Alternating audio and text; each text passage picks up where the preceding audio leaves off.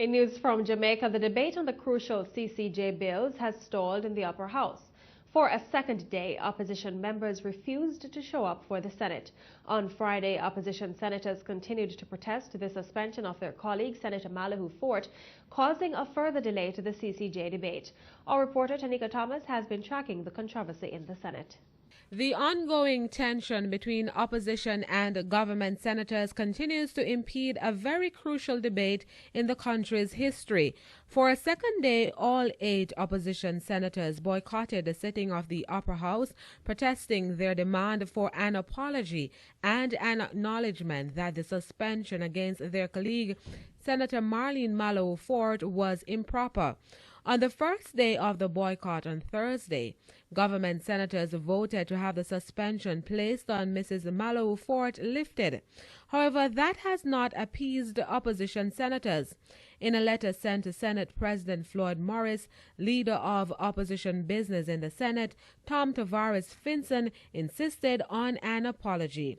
But government members maintain that it's their opposition members who went on a rampage, insinuating lies concerning incidents leading up to the opposition members' suspension. Now the further question is asked, how in all good conscience can an apology be sought for a senator who has caused such falsehood and serious defamation of character to be played out in the public domain?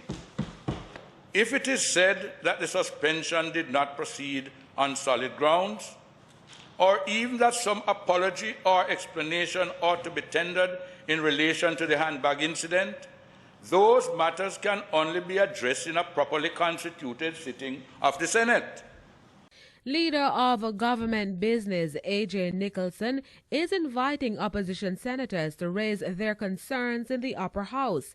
He says the practice of running to the media or elsewhere is trivial.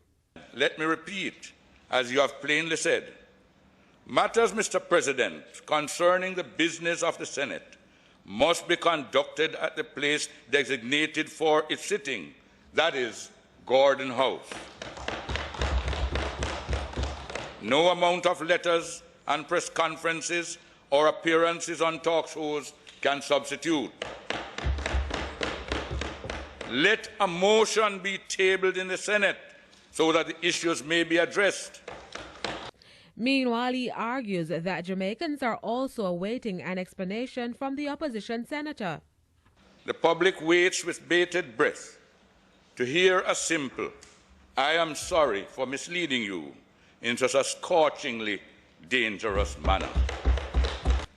I have no doubt whatsoever that the Jamaican public at home and in the diaspora is out of breath, anxiously awaiting an explanation for the most outrageous falsehoods that have been spewed by the senator and her party colleagues in the wake of her suspension from the upper house of Parliament.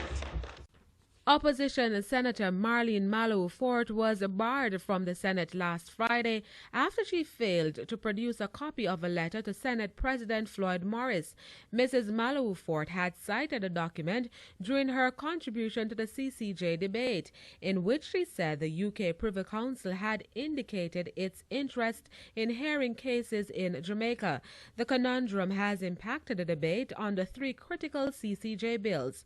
However, the government says it will take action to prevent the stalled debate whether or not opposition members show up next week. We will not continue the debate on the CCG bills today, regardless of whether the opposition senators determine to attend the Senate next week. Certain positions will be put forward by the government side on which the public would expect a position to be openly and unambiguously expressed by the opposition. Tanika Thomas reporting for CEEN Caribbean News. And President of the Senate, Floyd Morris, is also advising opposition senators that it's in their best interest to return to the chamber. He explains that according to the laws governing the conduct of Parliament, an issue can only be resolved by a motion filed in the House. Standing Order 41 gives indicates that, you know, if there is a ruling from the President of the Senate, that ruling can only be challenged by a substantive motion that is brought by the members. So the members would have to come to the Senate in order to have their issues heard.